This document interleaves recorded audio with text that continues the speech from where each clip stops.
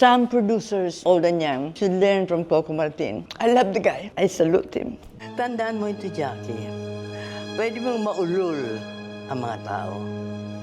Pero hindi ako at ang pamilya ko. The most important thing is camaraderie among my co-stars, my co-actors. The feeling that you belong, yung walang igitan, walang tapawan, you put each other up, each and every one of us. Ang dami.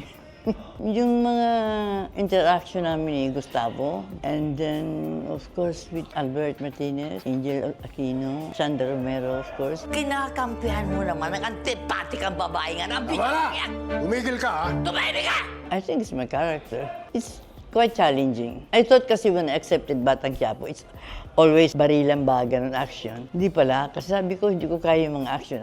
Yung pala, there's a story behind. And Coco, of course, is a tremendous human being. Some producers, old and young, should learn from Coco Martin. The system that he's doing, especially if wala nang tumatawag, hindi na binibigyan ng role, hindi na pinapansin. Only Coco does that. He loves the industry so much. Grabe ang sistema niya. Sana matuto kayo kay Coco. Mahal na mahal niya ang industry at mahal na mahal niya kami. Sobrang pag-alaga niya sa amin. Ako, I've been 60 years in this business. I've never been treated like that. Kaya sabi ko, the young producers coming in and the old ones should learn from Coco Martin. Ang system niya iba eh. Ibang-iba. So trustworthy and so loving, especially to the old ones. When I leave this series, it pains me so much because I've never met an actor like him, a producer like him. Instead of galibanting all over the world, he's here helping the old ones, helping the industry. That is why God gave him so many blessings. He's so blessed because bukas ang palad niya eh. When your palms are open, the graces come in, the blessings. I bet you he's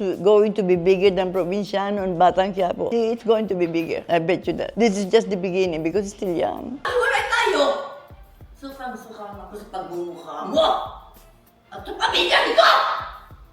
I didn't know that at my age, people will still recognize me because Batang Quiapo, everybody knows Batang Quiapo, everybody looks at Batang Quiapo. Pilar, ang walang hiyang asawa mo, ganun. Whenever I go ganun, at my age, I have never felt like that. And people recognize me wherever I go. I have never felt like that in my life, believe me. Saka, the people around me, the crew, the makeup artists, the wardrobe, the marshals, the actors, the directors, scriptwriters, fantastic people.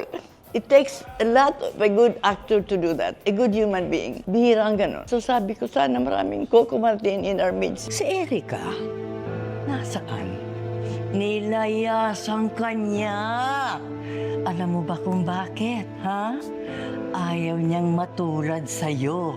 Mabahong putek! Naniniwala kasi ako na when you're given a good teleserye like this, from Luzon to Visayas sa Mindanao, lahat nanonood ng Batang Quiapo, yun parang isa lang bang show. Pero tangkilikin nyo dahil ang taong nasa likod ng Batang Quiapo, kailangan tangkilikin nyo dahil karapat dapat lang tangkilikin. Hindi lang mga artista kundi the producer himself dapat tangkilikin nyo because he's doing a great job helping people. Not only people in the movie industry or in the teleserye, but people around this country. At a young man like that should be put up there. You should not really venerate him, but follow his example. If you do that, we will have more of Coco Martin. We'll have a better place to live, actors. We'll have better camaraderie, better kindness in life if we have more of Coco Martin. Napakalaki yun ng contribution niya sa movie industry.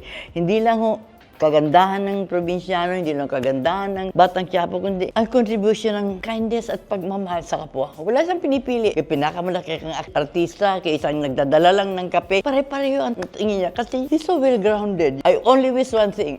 I wish, Lord, we have more of Coco Martin in this industry. I love the guy. I salute him.